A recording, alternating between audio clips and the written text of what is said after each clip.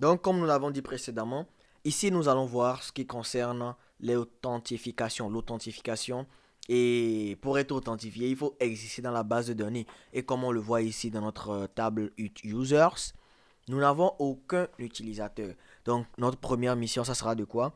De pouvoir créer les utilisateurs, les insérer dans cette table. Et ensuite, maintenant, nous allons nous authentifier pour recevoir notre token. Donc, vous devez savoir que l'authentification avec les API en Laravel fonctionne via token. Donc, il y aura un token qui va te permettre, un token, c'est par exemple, disons, une clé qui va te permettre d'accéder à certaines fonctions, comme la fonction de création, de modification ou autre. Donc, tant que tu n'as pas cette clé, tu ne pourras pas accéder aux fonctions de l'application. Tu ne pourras rien faire dans l'application. Certes, on te donne les API, mais tant que tu n'as pas le token, tant que tu n'es pas dans la base de données, que tu as ton token, tu ne pourras ni te connecter, ni effectuer aucune modification dans l'application. Donc, même parfois, pour visualiser les données, on te demande ton token dans les applications vraiment, vraiment sécurisées. Donc, notre première mission ici, nous allons créer les utilisateurs.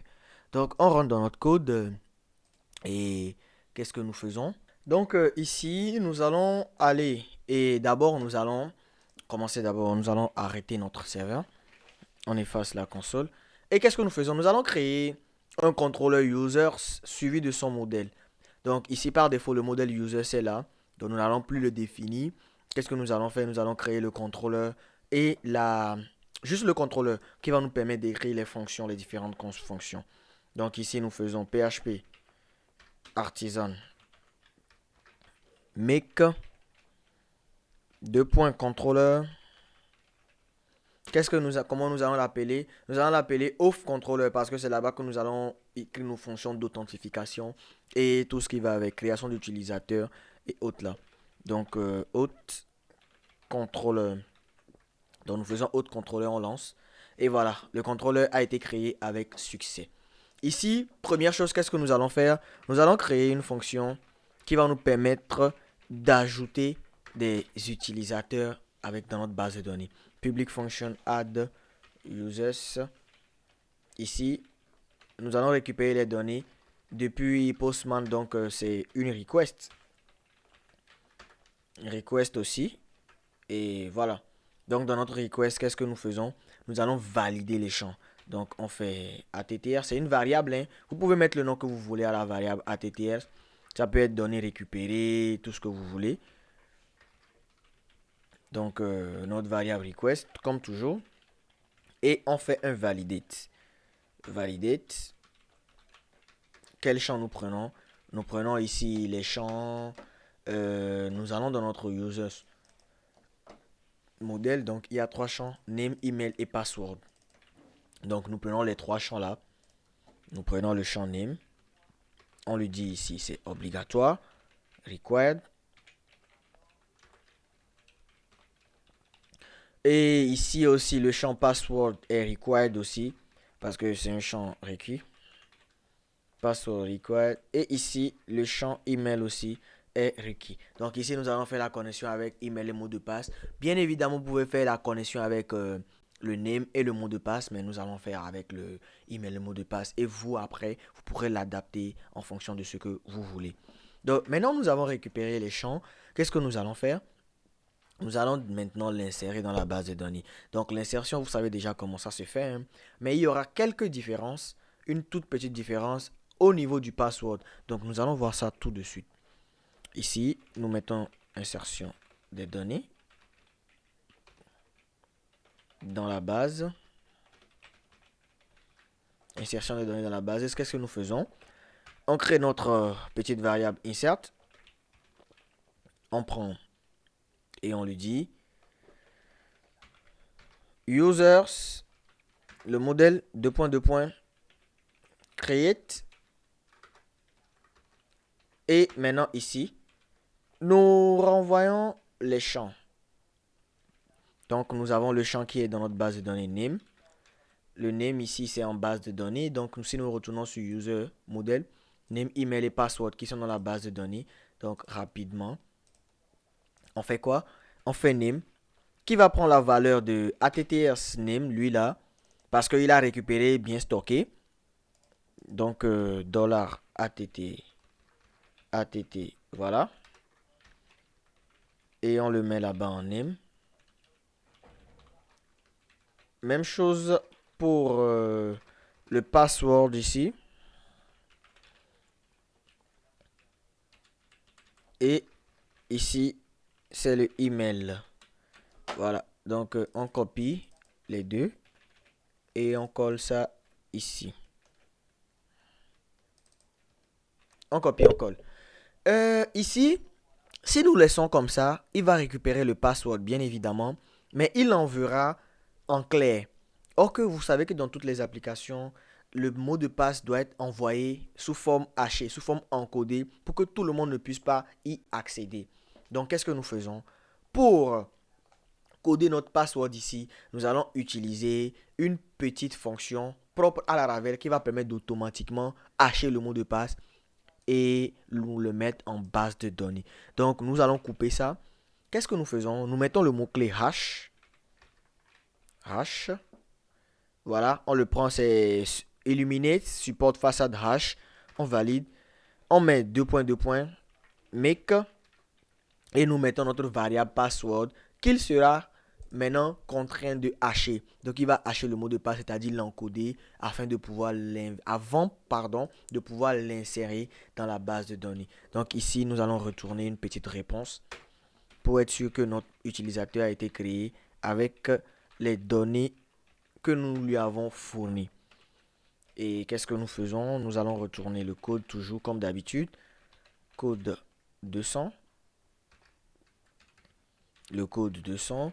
Nous renvoyons le message comme d'habitude. Code, success code. Et nous renvoyons la description.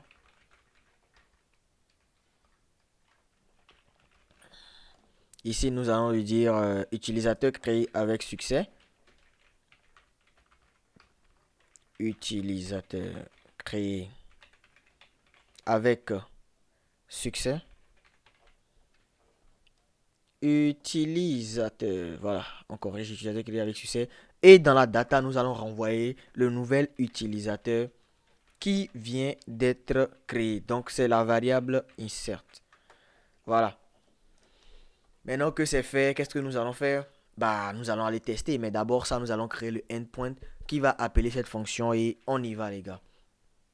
Donc, au niveau de l'API, on vient ici, on met un petit commentaire route de connexion. Connexion et de création des utilisateurs. Donc, nous allons rapidement créer notre route. Ici, c'est une création. Donc, automatiquement, vous savez que c'est un post que nous allons utiliser. Parce que nous transmettons bien évidemment des données. Donc, qu'est-ce que nous allons faire? Nous allons mettre create user. Oui, on met create user. Au niveau de notre contrôleur, nous allons appeler notre contrôleur qui est auth controller. Auth controller. Classe, virgule, et nous mettons notre fonction que nous avons copiée. Donc, on met un point virgule. Qu'est-ce qu'il nous reste à faire maintenant? C'est de tester. Donc, rapidement, on se rend dans Postman. Nous allons utiliser un truc qui existe déjà. Hein. Donc, nous allons utiliser ça, API, et nous mettons... on retourne pour prendre nos paramètres. Et le endpoint c'est create user. On le colle. Donc, nos paramètres qu'on doit envoyer, vous le savez déjà, c'est name, email et password. Donc, password. Donc, ici aussi, on va s'assurer d'activer le accept application.json. Donc, application.json. Et on revient. Si on envoie, normalement, il va nous renvoyer des messages d'erreur. Là, il nous renvoie un message d'erreur parce que notre serveur n'est pas démarré. Donc, on va rapidement démarrer notre projet PHP Artisan Serve, comme d'habitude. On revient tester. Et voilà. Il nous dit des name fields is required, des emails, des passwords is required. Donc, ils sont vides. Donc, qu'est-ce que nous allons faire? Rapidement, nous allons les saisir. Abalo ici. Ici, c'est ab, arrobase, gmail.com. Donc, comme nous sommes en test, on peut mettre tout ce qu'on veut. Le password, nous mettons 1, 2, 3. On revalide. Et voilà.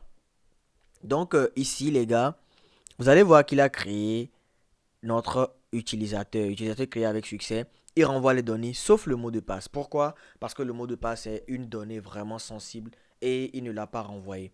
Donc, nous allons aller dans notre base de données et tester. Voir si, actualiser, pardon. Voir comment il a créé et comment il a haché le mot de passe. On actualise. Et vous voyez, il a vraiment créé. Et le password est bizarre, bizarre, bizarre ici. Donc ça, c'est encodé en base 64. Donc si vous avez écrit une petite fonction qui décode les codes ou les trucs qui ont été encodés en base 64, vous verrez que le code là, en fait, il veut dire 1, 2, 3, 4, 1, 2, 3 que nous avons envoyé ici en, via notre requête. Et il a encodé avant de l'insérer. Donc maintenant, nous avons enregistré un utilisateur. Nous allons enregistrer un deuxième. À Balo, nous allons mettre Adjo. Adjo. Ici, au niveau du mail, nous allons mettre AD. Et ici, nous allons mettre 1, 2, 3, 4. Bon, on laisse le mot de passe pour ne pas se trouver. On valide. Et il crée le deuxième utilisateur. Donc, si nous venons ici et que nous actualisons, vous allez voir, il crée un deuxième utilisateur également. Maintenant que nous allons créer l'utilisateur, qu'est-ce qu'il nous manque à faire? Vous avez bien deviné, c'est l'authentification, les chefs. L'authentification. Donc, dans la vidéo suivante, maintenant, nous allons faire l'authentification. Et après l'authentification, nous allons voir comment protéger nos différentes routes et y accéder avec les tokens que nous aurons générés en nous authentifiant. Donc, à tout à l'heure et on gère ça.